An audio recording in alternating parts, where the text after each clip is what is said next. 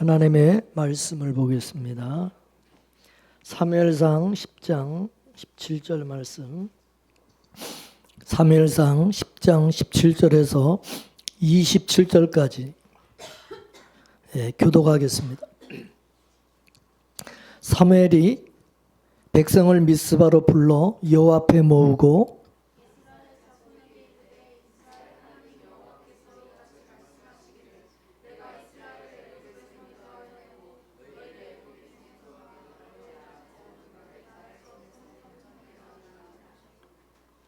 너희가 너희를 모든 재난과 고통 중에서 친히 구원하여 내신 너희 하나님을 오늘날 버리고 이르기를 우리 위에 왕을 세우라 하도다. 그런즉 이제 너희 지파대로 1000명씩 여호와 앞에 나오라 하고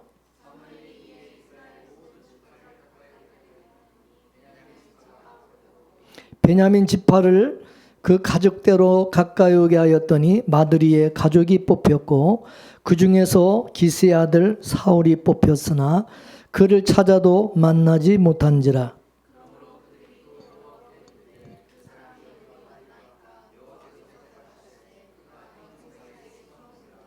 그들이 달려가서 거기서 데려오매 그가 백성 중에 서니 다른 사람보다 어깨 위나 더 크더라.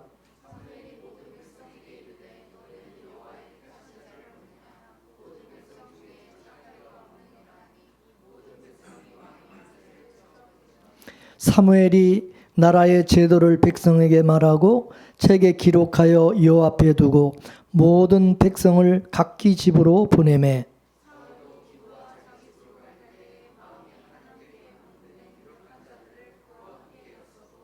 다 같이 어떤 비류는 가로되 이 사람이 어떻게 우리를 구원하겠느냐고 멸시하며 예물을 드리지 아니하니라. 그러나 그는 잠잠하였더라. 아멘. 이스라엘의 지도자 사무엘이 이스라엘을 통치하던 그런 기간은 이스라엘 백성들에게는 참으로 복된 그런 시기였습니다. 그러나 이제 시간이 흘러 사무엘이 늙었고 그리고 그의 아들들을 사사로 이제 세웠는데 그 아들들은 아버지의 행위를 따르지 않고 자기들의 이익을 따라 뇌물을 받고 판결을 굽게 했습니다. 이에 불만이 많았던 이스라엘 백성들은 사무엘에게 찾아와서 우리도 이방 나라같이 왕을 세워달라고 요구했습니다. 사실 왕을 세우는 것 그 자체는 문제가 아니라 여호와 하나님을 왕으로 섬기는 일을 거부한 데 대하여 거부한 것이 더 큰 문제였던 것입니다.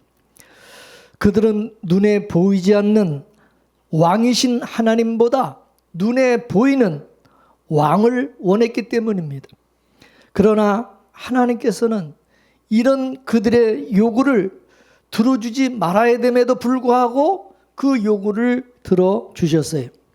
그래서 사무엘은 왕을 선택하기 위해서 모든 이스라엘 백성들을 지파별로 1000명씩 전부 다 미스바로 모이라고 그랬어요. 그리고는 이제 제비뽑기를 하였는데 12지파 중에서 베냐민 지파가 뽑혔어요. 그리고 베냐민 지파 중에서 그리고 기스 집안이 뽑히게 되었어요. 그리고 그 기스 가족 중에서 또 사울이 최종적으로 이제 뽑히게 된 것입니다. 그래서 이스라엘의 이제 첫 번째 왕은 사울이 뽑히게 된 거예요. 따라서 사울은 이스라엘의 모든 백성들이 제비를 뽑아서 선택한 그런 왕이 된 것입니다. 그러나 사무엘상 9장을 보게 되면 하나님께서 이 사울을 왕으로 선택하기 위해서 이미 그 이전에 이미 그에게 왕으로 기름 부으신 일을 진행하셨던 것을 볼 수가 있어요. 베냐민 지파 속에 속한 기스 집안에서 암나귀를 잃어버렸던 그 사건으로 시작해서 나귀를 찾으러 갔다가 사무엘을 만나게 되고 사무엘로부터 왕으로 머리에 기름 부음을 받게 되기까지의 일들이 진행이 되었습니다. 그리고 사울이 왕으로 기름 부음 받은 그 확신, 왕으로 하나님이 기름 부으시고 택하셨다는 확신을 갖도록 하기 위해서 세 가지 징조를 보여주셨어요. 그리고 성령의 기름 부음으로 사울은 예언까지 하게 되었어요. 그런 일이 있고 난 이후에 이스라엘 백성들을 지금 전부 다 모아놓고 제비뽑기를 통해서 사울을 왕으로 선정하게 된 것입니다. 다시 말해서 제비는 백성들이 뽑았지만은 하나님께서 이 사울을 미리 왕으로 선택을 해 놓으신 것입니다. 이와 같이 사람들에 의해서 뽑혀졌지만 하나님께서 개입하셔서 다 이루어진 일이었다는 사실이죠. 그러니까 이스라엘 백성들이 자기들 손으로 왕을 뽑은 것 같지만은 실제로는 하나님께서 사울을 왕으로 뽑으신 것이고 하나님께서 다 하신 일이라는 사실입니다. 그런데 하나님께서 이스라엘 백성들에게 원치 않는 왕을 주시면서 그럼 니들 마음대로 해라, 그렇게 내버려 둔 것이 아니라 하나님께서 왕을 세우시는 그 모든 과정에 하나님께서 보이지 않게 다 개입을 하시고 간섭을 하셨다고 하는 사실인 것입니다. 그러므로 하나님께서 하나님의 자녀들을 포기하시거나 버리지 아니하시고 끝까지 사랑하시는 하나님이시라는 사실을 우리는 알 수가 있습니다. 하나님의 세계, 이 인간의 세계라고 하는 것은 쉽게 배반하고 또 버리기도 해요. 사탄은 우리 인간을 이용하고 필요 없으면 버리기도 합니다. 인간의 세계나 이 사탄의 세계는 냉정하고 의리도 없어요. 인간은 자기에게 유익이 되지 않으면 가차없이 버리는 거예요. 그래서 달면 이게 뭐라죠? 삼키고 쓰면 뱉는다고 그러잖아요. 그러나 우리 하나님은 우리를 버리거나 포기하시지 않으시는 하나님이시라는 거예요.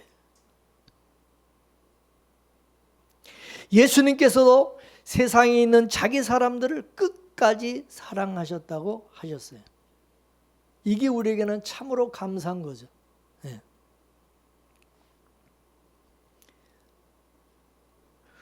우리들은 어떻습니까? 나의 유불리에 따라서 하나님을 버리기도 하고 하나님을 멀리하기도 해요. 그러나 우리 하나님은 어떤 상황에서도 우리를 버리시지 않는다는 거예요. 자기 백성을 절대로 버리지 아니하시고 끝까지 하나님께서 간섭하시고 이끄시고 책임지시고 하나님의 약속대로 하나님의 백성을 반드시 구원하시는 하나님이시라고 하는 사실입니다. 신명기 4장 25절에서 31절까지 말씀을 한번 읽어보겠습니다. 시작. 내가 그 땅에서 아들을 낳고 손자를 얻으며 오래 살 때에 만일 스스로 부패하여 무슨 형상의 우상이든지 조각하여 내 하나님 여호와 앞에 악을 행함으로 그의 노를 격발하면 내가 어느 날 천지를 불러 증거를 삼노니 너희가 요단을 건너가서 얻는 땅에서 속히 망할 것이라. 너희가 거기서 너희 날이 길지 못하고 전멸될 것이니라.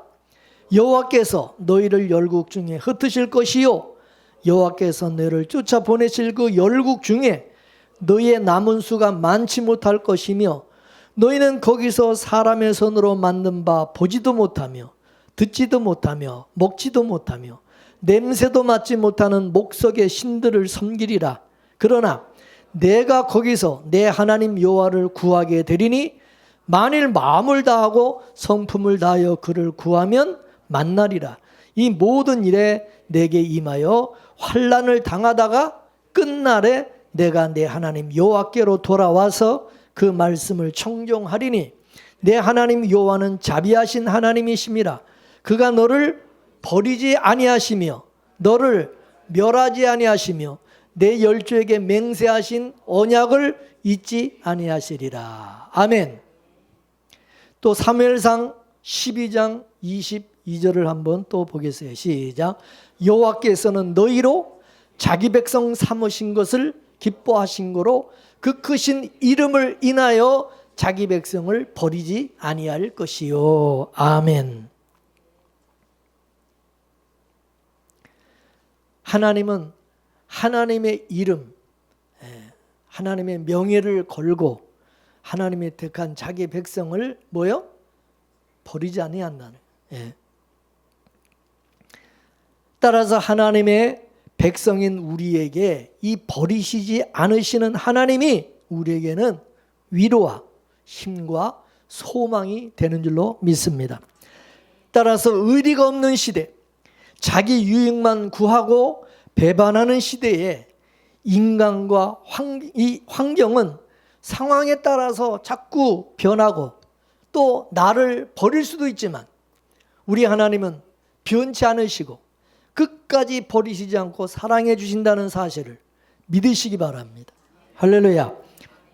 나에게 약점이 있고 나에게 실수도 있고 잘못한 것도 있다고 해서 허물이 있다고 해서 하나님이 나를 버리시지 않으신다는 거예요.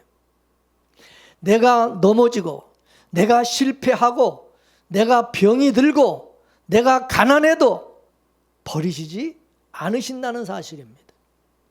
시편 37편 28절 말씀을 또 보겠습니다. 그 말씀에 보면은 여호와께서 공의를 사랑하시고 그 성도를 버리시지 아니하심이로다. 저희는 영원히 보호를 받으나 악인의 자손은 끊어지리로다. 그렇게 말했어요. 하나님은 성도를 영원히 버리지 아니하고 영원히 보호하신다고 약속했어요. 따라서 우리는 성도된 우리는 뭐예요? 복받은 사람들이다 이게. 우리는 행복한 사람들인 거예요. 왜? 하나님께서 저와 여러분을 고와 같이 버리지 아니하시기 때문인 것입니다. 히브리서 13장 5절 말씀을 또 보겠어요. 시작. 그가 친히 말씀하시기를 내가 결코 너희를 버리지 아니하고 너희를 떠나지 아니하리라 하셨느니라. 할렐루야. 우리가 인생을 살면서 어떨 때는 실수하기도 하고 심지어는 죄를 지어서 사람과 하나님께 버림받은 것 같을지라도 우리가 기억해야 될 것은 뭐냐? 우리 하나님은 그럼에도 우리를 버리지 아니하시고 다시 기회를 주셔서 다시 이렇게 세우신다는 거예요. 예? 6번 넘어지면 다시 7번 다시 하나님이 우리를 세우시고 하나님께서 우리를 붙드신다는 거예요. 우리가 하나님을 붙드신 것 같지만은 그게 아니라 하나님이 우리를 붙드시고 계신다는 사실 믿습니까?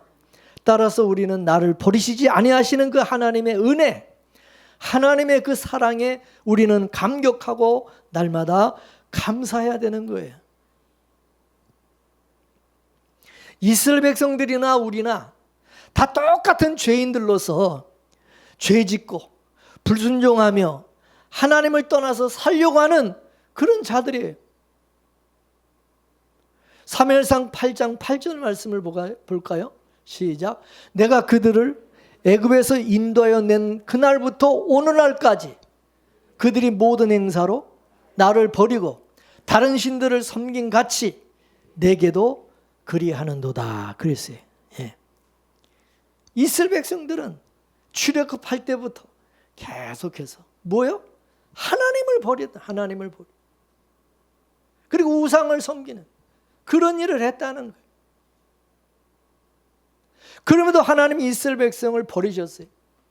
아니, 이스라엘 백성이 아무리 잘못하고 실수하고 죄를 지어도 구약에서는 성막 제도를 통해서, 제사 제도를 통해서 죄사함과 용서의 은혜를 주셨고, 지금은 예수 그리스도로 말미암아 죄사함과 용서의 은혜를 주셔서 다시 회복시키시는 그런 하나님이시라는 것입니다.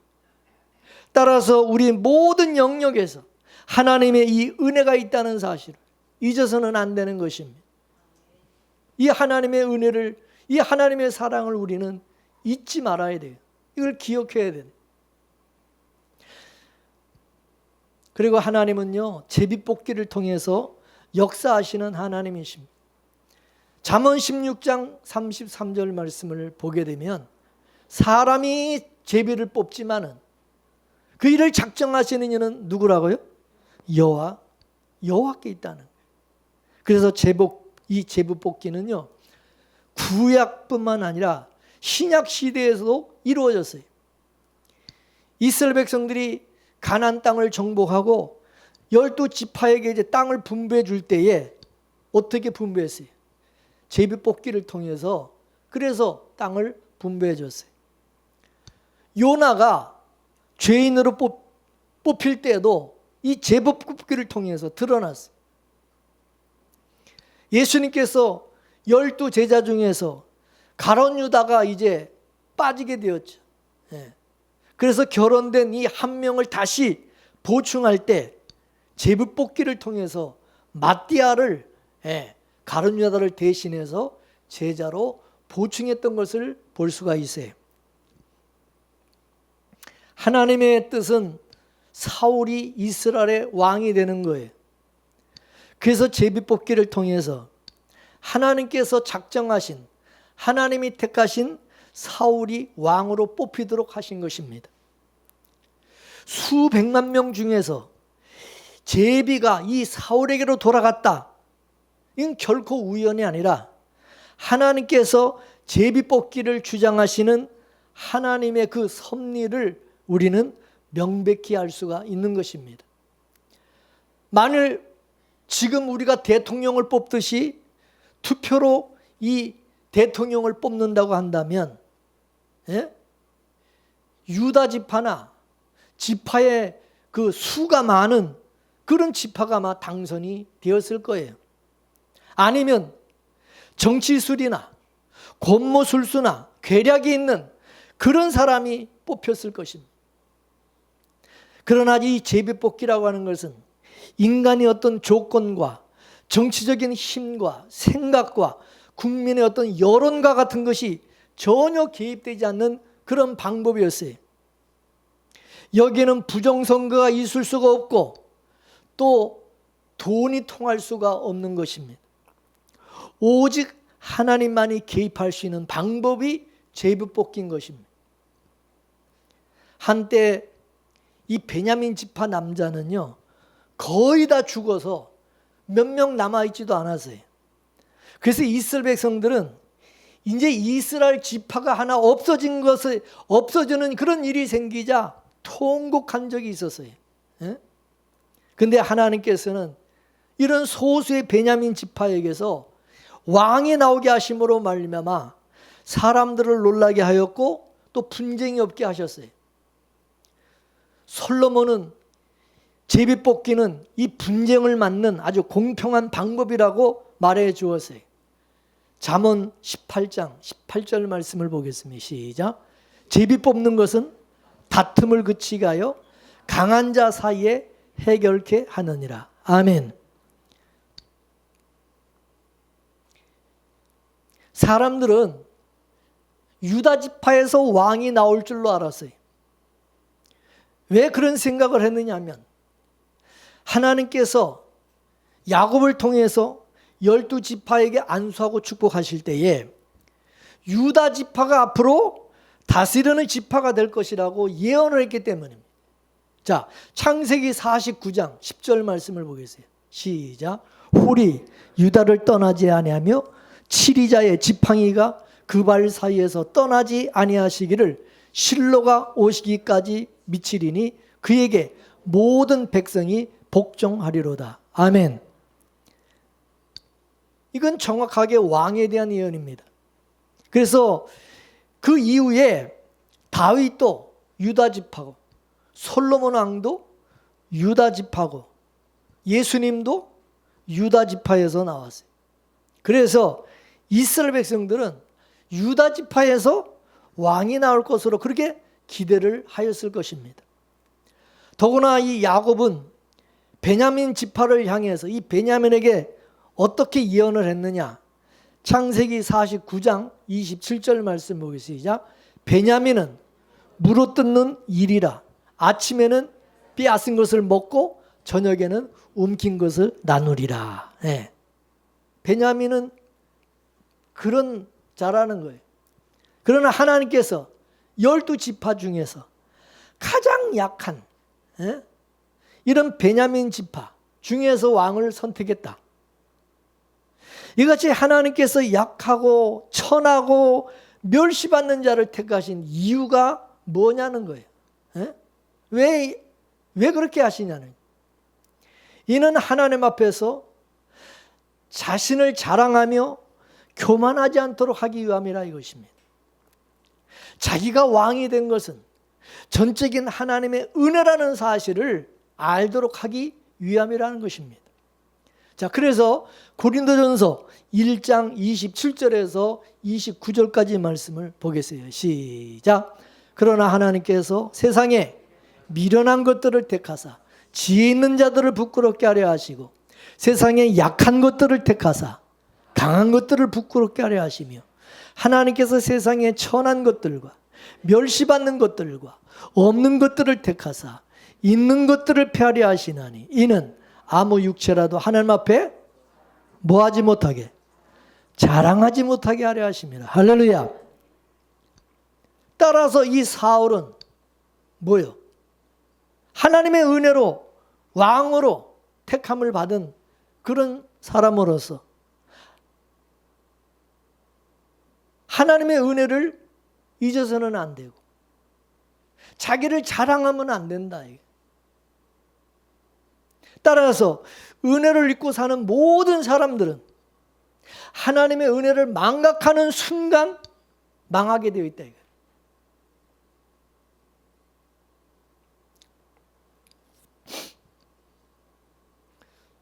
오늘 본문 말씀 21절과 22절을 보게 되면 이 사울이 어떤 성품을 가진 사람인지를 알 수가 있어요. 자, 본문 21절, 22절 다시 보겠습니다. 시작. 기스의 아들 사울이 뽑혔으나 그를 찾아도 만나지 못한지라. 그러므로 그들이 또 여호와께 묻되 그 사람이 여기 왔나이까? 여호와께서 대답하시되 행구 사이에 숨었느니라. 아멘. 사울은 제법 뽑기를 통해서 12지파 중에서 이제 뭐요? 왕으로 이제 뽑혔어요. 근데 사울은 이런 영광스러운 일을 오히려 부끄러워하였어요. 그래서 사울은 행구 사이에 숨었다 그랬어요. 사람들은 사울이 안 온 줄 알았어요. 사울은 스스로 생각할 때 자기는 부족하고 정말 미약한 사람이라고 생각했기 때문입니다. 적어도 이때까지 사울은 왕이 될 수 없다고 스스로 판단하고 있었어요. 나중에는 교만해서 하나님께서 왕위를 빼앗기는 하였지만 초기에는 아주 순수하고 겸손한 그런 마음을 가지고 있었던 것을 볼 수가 있어요. 근데 본문 23절 말씀을 또 보겠어요. 시작. 그들이 달려가서 거기서 데려오매 그가 백성 중에 선이 다른 사람보다 어깨 위나 더 크더라.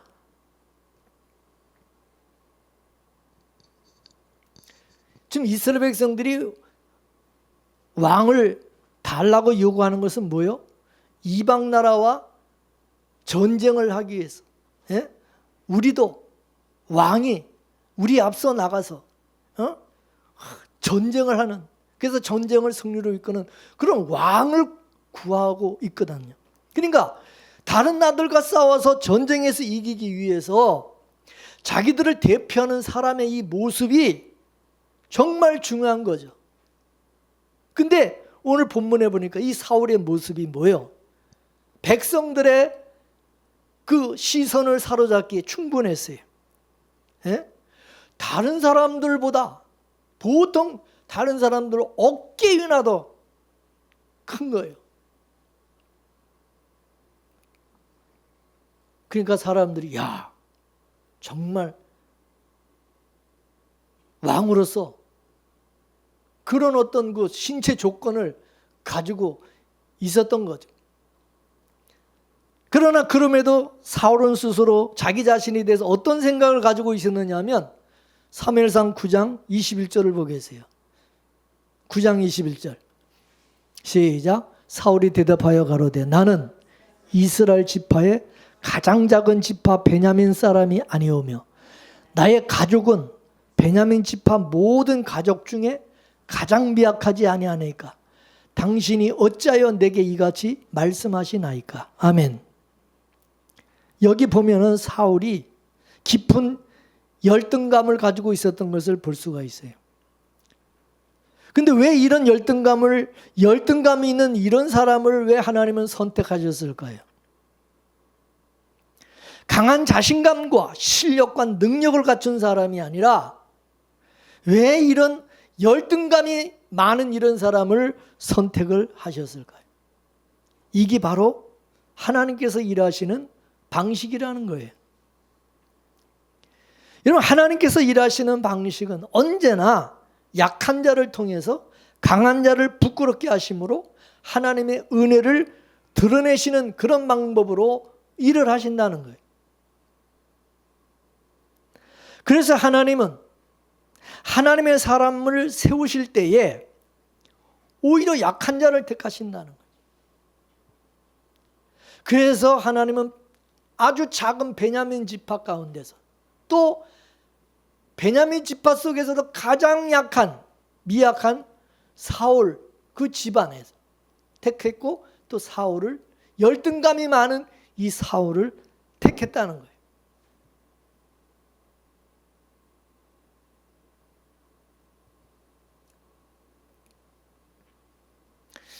여러분, 하나님께서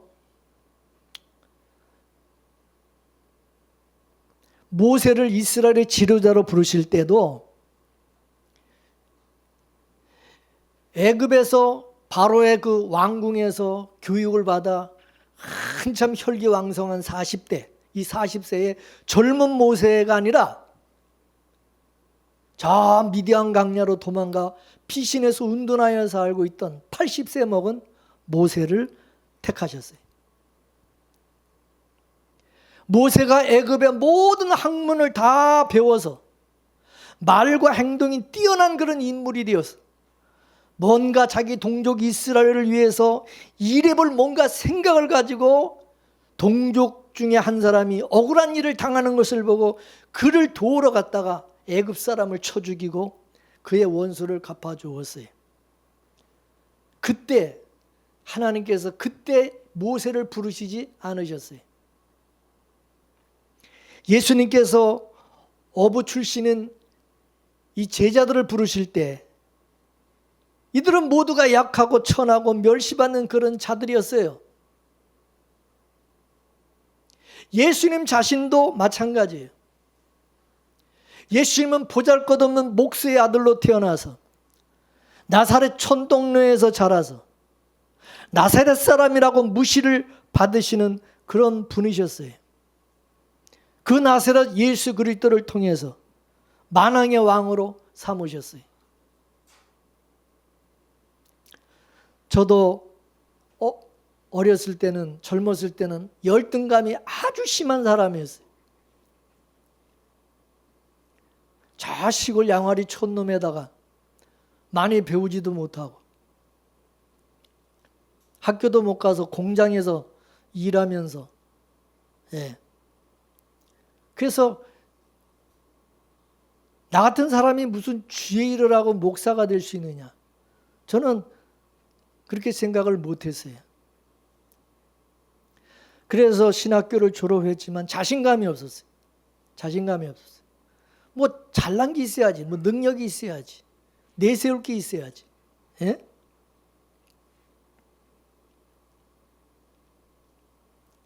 근데 하나님께서 쓰시는 것은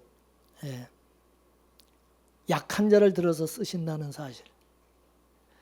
우리는 뭔가를 완벽하게 갖추기를 원해요. 그래서 좋은 학교 나와서 뭔가 능력 있고 실력이 있어서 사람들에게 정말 내가 대단한 그런 실력과 능력을 가진 사람이라는 것을 사람들에게 뭔가 우리는 보여주기를 원하고, 또 그래 하나님이 쓰신다 우리는 착각하는 경우가 많지만, 성경을 보면 하나님이 택하시고 하나님이 쓰시는 사람들은 절대 그렇지 않다는 것을 성경을 통해서 분명하게 우리에게 보여주고 계시는 것입니다. 하나님이 이와 같이 세상에 강한 자를 통해서 일하시지 않아요. 왜 그렇습니까? 자기의 힘과 방법과 자기 능력, 지혜로 일을 하게 되면 결국 하나님이 아니라 결국 자기가 영광을 받기 때문입니다. 교만해지기 때문인 것입니다. 또 그런 사람은 자신의 나라, 자기 왕국을 세우려고 하기 때문입니다. 그러나 약한 사람들은 어떻습니까? 자기 힘으로 할 수 없고 또 자기 방법으로 할 수가 없어요. 그러다 보니까 하나님을 의지할 수밖에 없어요. 하나님을 바라보고 하나님께 묻고 성경을 묵상하며 하나님께서 공급하시는 힘과 능력과 은혜로 할 수밖에 없어요. 늘 성령의 능력, 보혜사 성령을 의지할 수밖에 없어요. 그래서 이런 약한 자를 통해서 이루어지는 나라는 하나님의 나라인 것입니다. 예수님께서 이 땅에 오셔서 가장 약한 자의 모습을 보여주셨어요. 새벽에 일찍 일어나셔서 하나님 앞에 나와 기도하시고, 중요한 일이 있을 때는 하나님 스스로 판단하고 막 결정하시는 게 아니라 하나님께 꼭 기도를 하셨어요. 하나님께 묻는 거예요. 성경을 통해서 하나님은 설명하시고 또 하나님의 방법을 따라서 일을 하셨어요.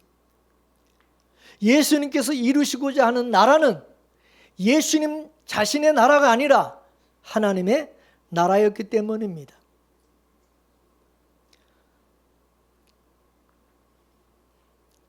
근데 이 사울은 왜 이렇게 열등감을 계속 가지는 것입니까? 하나님께서 왕으로 택하셔서 기름을 부어주셨고, 그리고 뭐예요? 징조까지, 3가지 징조까지 하나님이 주셨어요. 그리고 성령의 기름 부음까지 주셨으면 뭔가 확신을 가지고 뭔가 이렇게 해야 되는데 계속해서 열등감을 가지고 있었어요. 왜 그럴까요? 자기를 택하시고 부르신 전능하신 하나님을 바라보고, 그리고 자신과 이 세상을 봐야 되는데 나를 보고 세상을 보는 거예요. 나를 중심으로 자꾸 세상을 보는 거예요. 환경을 보고. 믿음의 주에 온전케 하시는 주님을 봐야 되는데 자꾸 자기를 바라보고, 그러다 보니까 깊은 열등감과 낮은 자존감을 가지게 되었던 것입니다. 그러나 여러분, 사도 바울은 어떻습니까? 사도 바울은 내게 능력 주시는 자 안에서 내가 모든 것을 할 수 있느니라. 내가 약한 것들과 능력과 궁핍과 핍박과 곤란을 기뻐하는 것은 내가 약할 그때에 곧 강함이라. 할렐루야. 사도 바울은 자기 자신을 바라본 게 아니라, 약한 자기를 바라본 게 아니라 능력 주시는 주님을 바라본 거죠. 그래서 언제나 하나님은 세상에서 약하고 미련하다고 여겨지는 사람들을 택해서 하나님의 능력으로 강하게 붙들어 주신다는 것을 알아야 됩니다.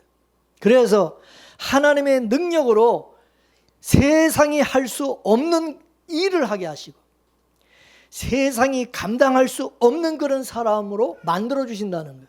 할렐루야. 오늘 본문 24절 말씀을 다시 보겠습니다. 시작. 사무엘이 모든 백성에게 이르되 너희는 여호와의 택하신 자를 보느냐? 모든 백성 중에 짝할 리가 없느니라 하니 모든 백성이 왕의 만세를 외쳐 부르니라. 아멘. 여기 이 사무엘이 사울을 가리켜서 여호와의 택하신 자라고 부르고 있어요. 여호와의 택하신 자, 이거는 히브리 원어의 빠르. 이 빠르라는 것은 영원한 선택을 의미합니다. 따라서 사무엘은 하나님께서 이 사울을 이스라엘의 왕으로 영원히 선택하셨다는 사실을 말해 주었어요. 따라서 하나님께서 택하신 자, 하나님이 세우신 자에 대해서 이제 가타부타 이의를 제기하고 따져서는 안 된다는 거예요. 예? 하나님의 뜻과 하나님이 하시는 일에 무조건 아멘하고 순종하고 그 일을 받아들이라는 것입니다. 그래서 사울은 이 세상에 짝할 사람이 없다. 그와 같은 자, 이와 같은 자가 없다. 이 세상에 비교할 자가 없다. 물론 사울보다 더 훌륭하고 잘난 사람이 있을 수가 있어요. 그러나 하나님께서 선택을 하셨기 때문에 이거는 뭐요? 비교 불가라는 겁니다. 아멘. 하나님의 기준으로 하나님께서 택하신 것이기 때문에 이거는 그 무엇과도 비교할 수 없다는 의미인 것입니다. 따라서 하나님께서 택하신 것을 정말 믿는다고 한다면 다른 사람들과 비교해서는 안 된다는, 비교하면. 그러므로 만일 하나님께서 나의 배우자를 하나님이 택하셔서 나에게 짝을 지어주신 배우자다, 그게 정말 믿어진다면 자꾸 다른 사람하고 비교하면 돼요, 안 돼요? 예? 이거는 비교할 수 없는 거라. 비교해서는 안 된다는 거예요. 자기가 좋아서 자기가 선택을 했어요. 그러면 나중에 살다가 마음에 안 들면 또 다른 사람하고 비교해서 버릴 수도 있고 이혼할 수도 있겠지. 예? 그러나 하나님께서 짝져 주신 사람이고, 예? 하나님께서 택해서 나에게 짝져 주신 사람이라면 여러분 다른 사람하고 비교하면 돼요, 안 돼요? 결혼식 할 때 여러분 주례를 목사님이 주례를 보잖아. 그럼 저도 마찬가지지만 주례할 때 주례사가 뭐예요? 하나님께서 짝하신 것을 사람이 나눌 수 없다 분명히 말하죠. 결혼할 때는 하나님께서 짝게 주신 짝이라고 믿고 결혼을 해놓고 살다가 이 짝이 아니다, 내 짝이 아니다, 그래서 다른 사람하고 자꾸 비교하고 이러면, 그러면 여러분 왜 하나님 앞에서 결혼을 합니까? 뭐 목사님을 무슨 주례자로 세워서 뭐더러 결혼합니까? 지들끼리 그냥 알아서 그냥 결혼하든지. 그래 안 그래요? 하나님께서 짝져 주신 것을 믿기 때문에 하나님 앞에서 목사님을 주례자로 세워서 결혼하는 거예요. 맞습니까? 그게 아니라면 굳이 목사님을 주례사로 세워서 하나님 앞에 결혼할 이유가 없는 거예요. 요새 보니까 결혼식 가니까 개판이더만 지들끼리 말아서 서로 편지 읽어주고 서로 좋은 말 해주고 그러고서네 그냥 결혼이라고 그러고, 아이고. 그렇게 살다 이제 좀 마음에 안 들면 또 헤어지겠지 뭐.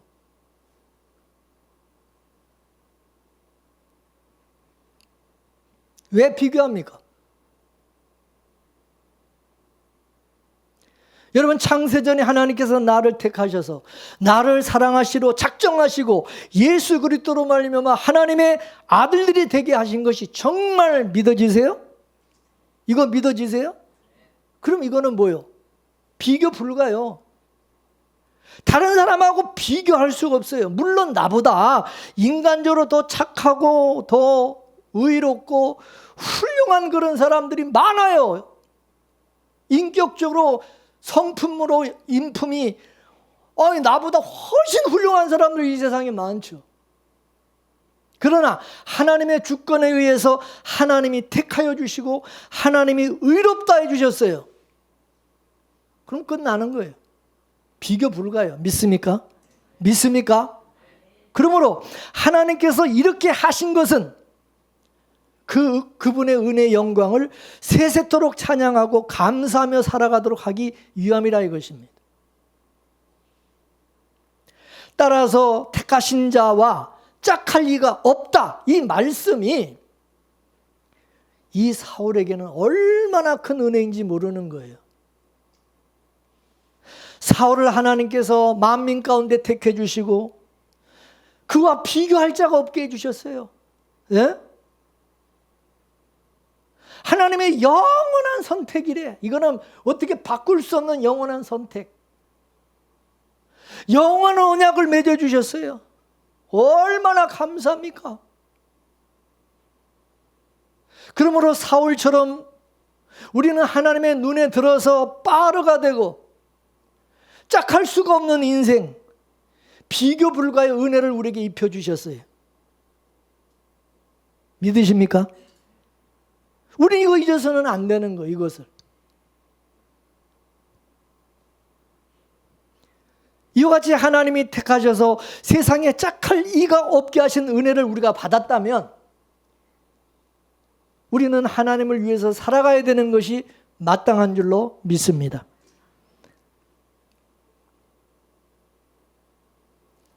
하나님께서 사울을 택하셔서 왕으로 이제 뽑히자, 사울을 왕으로 세우자 이제 이스라엘 백성 중에서 두 가지 반응이 나타났어요. 두 가지 반응이. 자, 본문 26절과 27절까지 말씀을 보겠어요. 시작.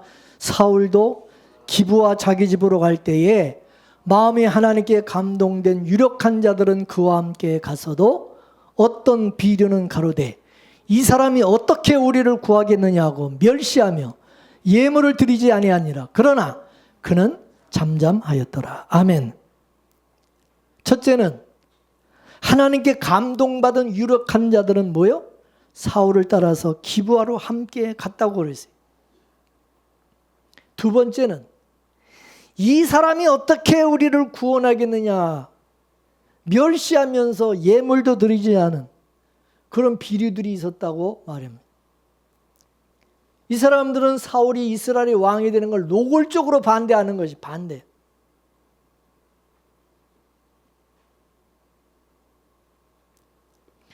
하나님께 감동받은 사람들은 어떻게 해요? 사울을 둘러싸고 이제 하나님의 왕국을 건설하는 일에 함께 동력자가 되고 협력하는 자들이 되었어요. 하나님은 하나님의 사람을 제비로 뽑으시고 하나님의 감동이 필요한 자들에게 감동을 주셔서 하나가 되게 하시 하나가. 그래서 하나님의 일을 이뤄나가게 하시는 겁니다. 여러분 구약의 성막을 지을 때도 보세요.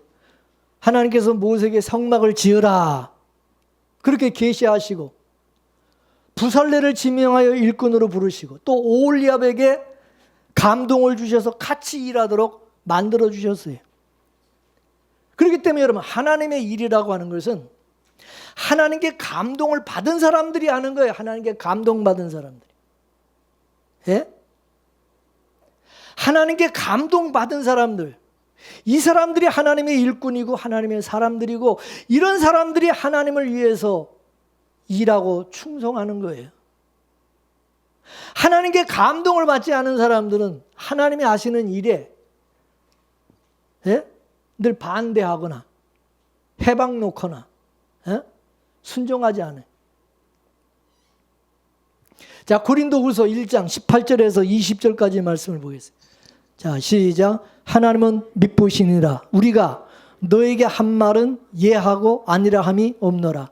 우리에게 곧 나와 실라노와 디모데도 말미암아 너희 가운데 전파된 하나님의 아들 예수 그리스도는 예하고 아니라 함이 되지 아니하였으니 저에게는 예만 되었느니라. 하나님의 약속은 얼마든지 그리스도 안에서 예가 되니 그런즉 그로 말미암아 우리가 아멘하여 하나님께 영광을 돌리게 되느니라. 아멘. 여러분, 누군가 나에게 이제 물을 때 내가 거기에 동의를 하게 되면 예, yes. 그러나 내가 동의하지 않으면 어떻게 해요? no, 아니요. 그러잖아요. 근데 예수님에게는 모든 것이 예, yes가 되고 아니라 함이 되지 않게 하셨다고 그렇게 말하고 있어요. 이것은 철저하게 인간에게서 하나님은 어떤 동의를 구하지 않는다는 거예요. 인간들은 자신의 인생을 자기가 결정하고 자기가 다 선택한 결과라고 생각을 해요. 그래서 예수를 믿고 하나님의 말씀에 순종하고 하는 것도 다 자기가 결정하는 것으로 생각해요. 내가 결정. 예? 내가 하고 싶으면 하는 것이고 내가 말하고 싶으면 마는 것이고 뭐 이렇게 생각하는 거예요. 그러나 성령이 아니고는 누구든지 예수를 주라 할 수 없다고 그랬어요. 성령님께서 우리에게 감동을 주셔야 우리가 하나님이 하시는 일에 아멘하고 순종할 수 있게 되어진다는 것입니다. 믿습니까? 하나님이 하시는 일, 하나님. 예수님은요, 언제나 하나님의 뜻에 예, 예스만 하셨어요. 하나님의 뜻을 이루는 것이 예수님의 양식이었어요. 십자가상에서 마지막 말씀도 뭐예요? 다 이루었다. 자기의 뜻을 이룬 거예요? 하나님의 뜻을 다 이루신 거예요? 하나님의 뜻을 다 이루신 거예요. 십자가를 앞에 두고 예수님은 땀방울이 핏방울이 되기까지 기도하실 때에 뭐라 했어요? 나의 원대로 마옵시고 아버지 원대로 하옵소서. 예스, 예 하고 십자가를 지고 가셨어요. 마지막 십자가 앞에서도 예수님은 하나님의 뜻에 예스, 예. 그 때문에 여러분, 복음은 순종의 결과예요. 순종의 결과. 복음 안에는 예만 있고 아니요는 없어요. 왜냐? 하나님의 사람은 하나님의 뜻과 하나님의 일하심에 예로 순종하는 것이 마땅한 일이기 때문에. 그래서 예수 그리스도 안에 있는 자들에게는 예만 있고 아니요는 없어요. 하나님의 예정과 택하심을 입어 부르심을 받은 사람들은 반드시 구원을 받게 될 것이고 어떤 시험과 환난이 와도 진리의 길에서 벗어나지 아니하고 반드시 하나님의 나라에 이르게 될 것이고 하나님의 언약이 이루어지게 될 것이기 때문입니다. 하나님은 당신의 뜻을 그리스도 안에서 반드시 이루실 것입니다. 그러므로 하나님의 부르심은 완전한 거예요. 그래서 하나님은 우리를 완전한 승리의 자리로 우리를 이끄실 것이고 그리고 그리스도의 장성한 분량에 이르기까지 우리를 이끌고 가실 것이라는 거죠. 믿습니까? 자, 로마서 8장 29절에서 31절까지 말씀을 보겠어요. 시작. 하나님이 미리 하신 자들로 또한 그 아들의 형상을 본받게 하기 위하여 미리 정하셨으니 이는 그로 말미암아 형제 중에서 맏아들이 되게 하심이니라. 또 미리 정하신 그들을 또한 부르시고 부르신 그들을 또한 의롭다 하시고 의롭다 하신 그들을 또한 영화롭게 하셨느니라. 그런즉 이 일에 대하여 우리가 무슨 말을 하리요? 아멘. 예? 따라서 하나님께서 정하시고 하나님이 부르시고 하나님이 의롭다고 하시고 하나님이 영화롭게 하신 것에 대해서 예스, 아멘. 그 사람이 바로 하나님께 감동받은 사람이고 그 사람이 하나님께 은혜를 입은 사람이라는 거예요. 여기에 대해서 뭐 가타부타 말하는 사람, 이 사람은 뭐예요? 이 사람은 하나님이 택한 자가 아니에요. 구원받을 자가 아니라 이거예요. 따라서 여러분, 우리가 하나님이 하신 일이, 하나님이 나를 택하시고 의롭다 하시고 나를 영원하게 하신 그 일에 대해서 아멘! 그게 믿어지는 것은 그건 내 의지가 아니에요. 내 능력이 아니에요. 그건 하나님의 능력이고 의지인 거예요. 믿습니까? 따라서 신앙은요, 반응이요, 반응. 하나님의 말씀에 대해서, 그분의 뜻에 대해서 어떻게 반응하느냐? 어떻게 반응하느냐가 곧 그 사람의 신앙이에요. 하나님께서 하시는 일에 순종하고 믿음으로 행하는 것이 중요한 것은 내 믿음대로 될지어다 라고 하죠. 네 믿음대로 될지어다. 할렐루야. 근데 오늘 본문의 말씀에 보면 하나님께 감동을 받지 못한 그런 사람들은 예스, 예가 아니라 아니요. 우리는 사울이 왕으로 세워진 것에 대해서 반대입니다. 노골적으로 거부했어요. 교회 안에서도 마찬가지예요. 우리가 주의를 할 때, 하나님을 할 때, 우리가 뭐 회의를 하면 어떤 사람들은 아멘입니다. 그런데 어떤 사람은 반대, 노, 아니요. 그러는 사람들도 있어요. 그러면 우리는 어떤 사람을 보고 일을 해야 되고 어떤 사람의 소리를 들어야 되느냐는 거죠. 예? 반대하는 사람을 우리가 바라보고 반대하는 사람의 소리를 들어야 되느냐, 하나님께서 감동을 주신 바로 그런 사람들과 함께 일을 해야 되느냐, 어느 게 맞아요? 반대하는 사람들, 그 사람들 말 듣고 그 사람들의 의견을 따르고 그 사람들과 함께 뭐를 하려고 여러분 도모해야 되겠어요?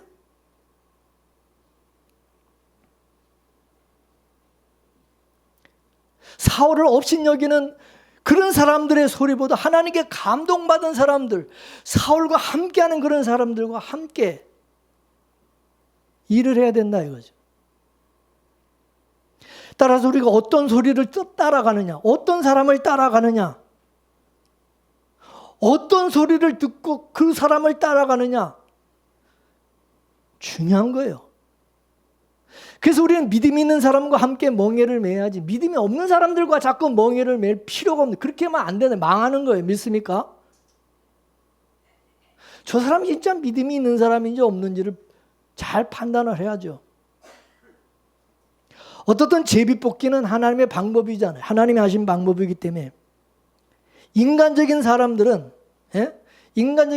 그 방법을 받아들일 수가 없죠. 왜? 내가 원하는 사람을 여러분 택해야 돼. 내가 원하는 사람을 또 자기가 원하는 방법으로 세워야 되는데 인간의 어떤 생각과 방법도 다 무시하고 그냥 일방적으로 하나님 당신의 뜻대로, 하나님 뜻대로 하시는 것이기 때문에.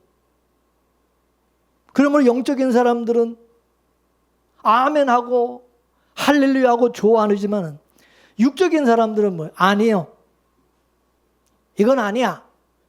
막 반발을 하는 거예요. 막. 노골적으로 막 반발하는 거예요. 하나님께서 하시는 일과 방법에 대해서 우리 인간들은 무조건 잠잠하고 순종하고 예스, 아멘 할 것밖에 없습니다. 사람들이 아무리 뭐라고 그래도 하나님의 뜻은 거스를 수가 없고 반드시 이루어지기 때문입니다.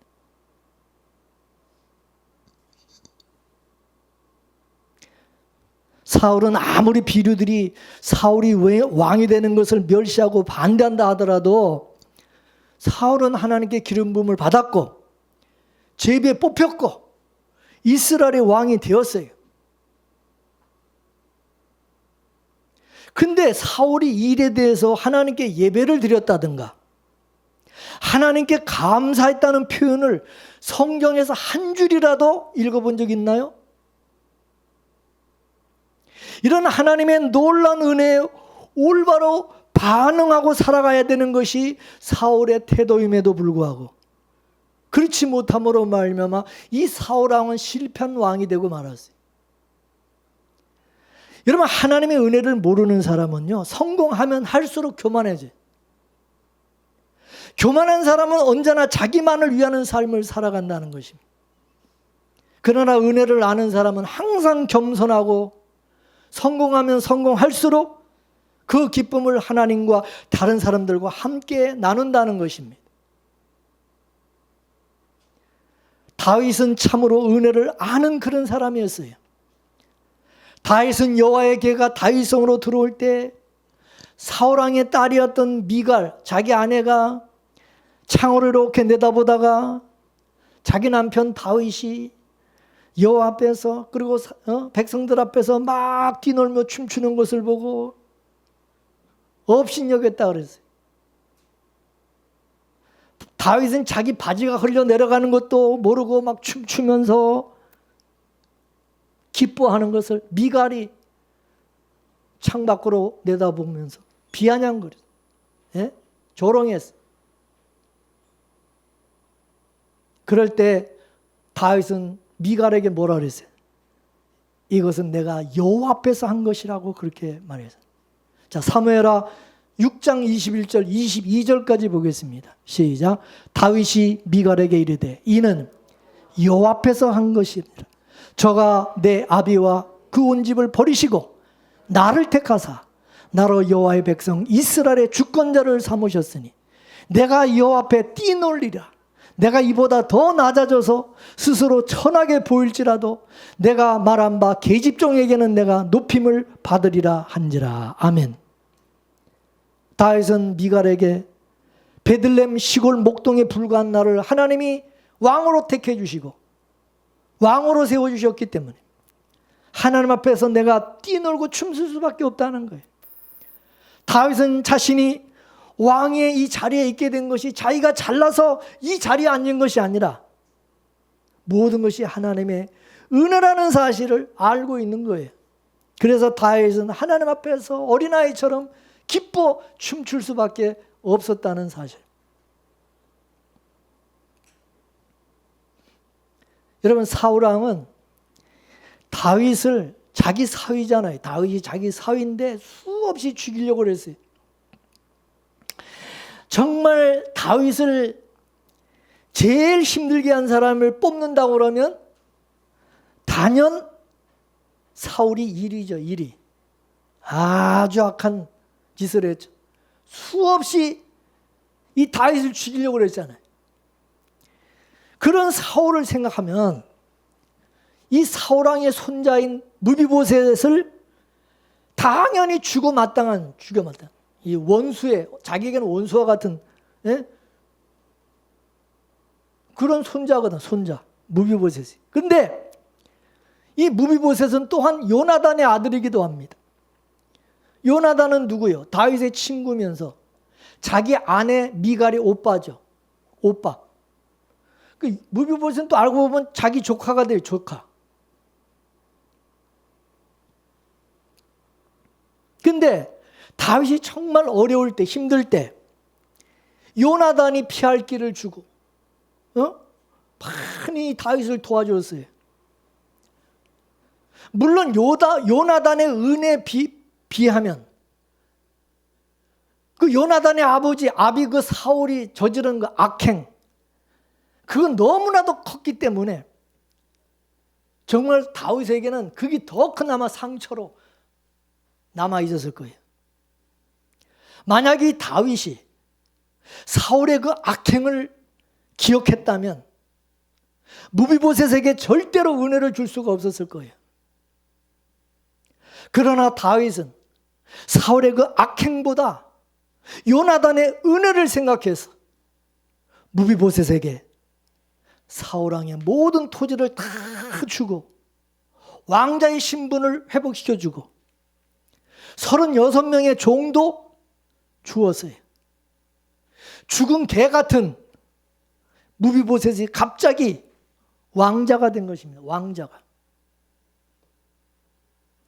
어떻게 다윗이 이렇게 귀한 일을 할 수가 있었을까요? 그는 원수를 기억한 것이 아니라, 그는 악행을 기억한 것이 아니라 은혜를 기억하는 사람이었기 때문에, 은혜로 사는 사람이기 때문에. 고린도전서 15장 9절에서 10절까지 말씀을 보겠습니다. 시작. 나는 사도 중에 가장 작은 자라. 나는 하나님의 교회를 박해하였으므로 사도라 칭함을 받기를 감당하지 못할지 아니라. 그러나 내가 나 된 것은 하나님의 은혜로 된 것이니 내게 주신 그의 은혜가 헛되지 아니하여 내가 모든 사도보다 더 많이 수고하였으나 내가 한 것이 아니요 오직 나와 함께 하신 하나님의 은혜로라. 할렐루야. 사도 바울은 다른 모든 사도들보다 자기가 더 많이 수고한 이유에 대해서 뭐라고 말합니까? 하나님의 은혜 때문이라. 하나님의 은혜, 그 은혜를 기억하여, 하나님의 은혜를 생각하여 그렇게 했다는 거예요. 자기는 사도들 중에서 가장 작은 자고, 또 하나님의 교회를 박해했던 사람이고, 자기는 사도라고 정말 칭함받기에 너무나도 부끄러운, 그걸 감당할 수 없는 사람인데, 그런 자신에게 하나님의 은혜를 주셔서 사도가 되게 하시고, 그리고 하나님이 함께함으로 사도의 그 직분을 감당하게 하셨으니 내게 주신 그 은혜가 너무나도 크고 헛되지 아니하여 모든 사도들보다 내가 더 많이 수고할 수밖에 없다. 그러면서 나의 나 된 것은 하나님의 은혜라고 눈물로 고백하고 있는 거예요.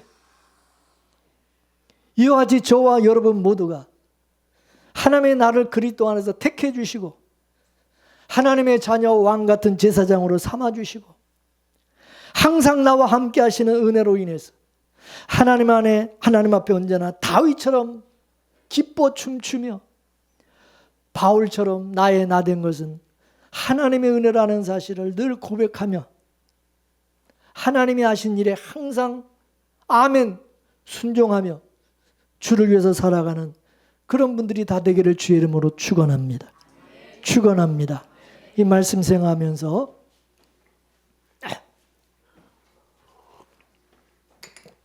찬양 나를 지으시니가 하나님,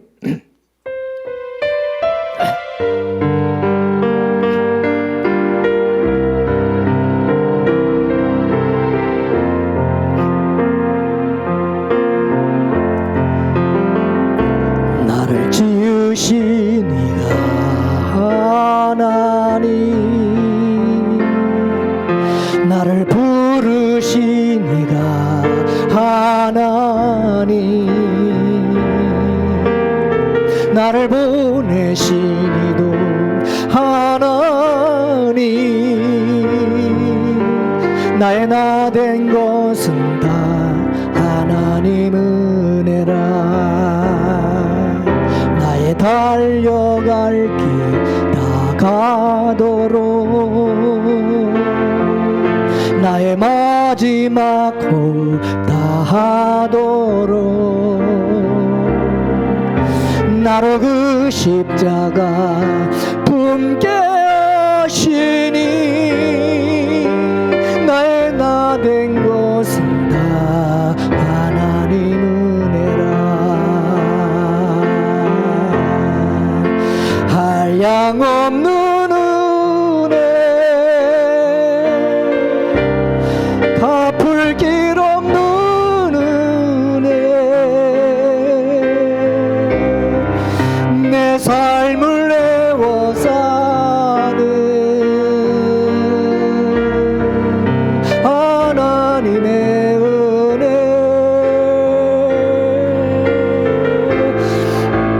주저함 없이 그 땅을 밟음도 나를 붙드시는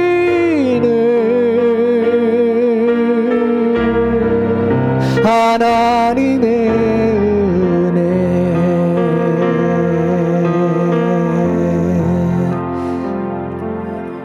기도합시다. 하나님, 죽을 수밖에 없는 죄인이고 자랑할 것도 내세울 것도 아무것도 없는 저희들을 택하여 주셔서 하나님의 자녀 삼아 주시고 주의 일을 감당할 수 있는 주의 종으로 세워주신 그 은혜를 참으로 감사드립니다. 우리는 아무 능력 없고 연약하지만 하나님께서 은혜로 함께 하시고 또 하나님께서 연약한 저희들 통해서 일하시고 역사하심을 믿습니다. 하나님이 택하시고 부르시고 의롭다 하시고 영화롭게 하신 하나님, 하나님께서 하신 그 모든 일에 아멘이 되게 하시고 믿어지게 하시고 세상 끝날까지 하나님 나라 갈 때까지 영원히 함께 하심을 믿고 순종하게 하시고 주님이 하시는 일에 우리가 순종하고 주님의 몸된 교회와 나라와 하나님의 나라와 복음을 위해서 함께 협력하고 충성할 수 있는 일꾼 되게 해주신 하나님 참으로 감사드립니다. 뿐만 아니라 하나님께서 택하여 세우신 주님의 몸된 교회, 인간의 능력과 힘으로가 아니라 하나님의 은혜와 도우심과 역사하심으로 빗물의 교회가 든든히 서가게 하여 주옵시고 우리 성도들 한 사람 한 사람이 날마다 새롭게 변화되어 하나님이 보시기에 정말로 좋았더라, 하나님 중심의 하나님의 마음에 합한 그런 교회와 성도들이 다 되도록 축복하여 주옵소서. 주께 모든 거 의지하며 예수님의 이름으로 감사하며 기도 올려옵나이다. 아멘.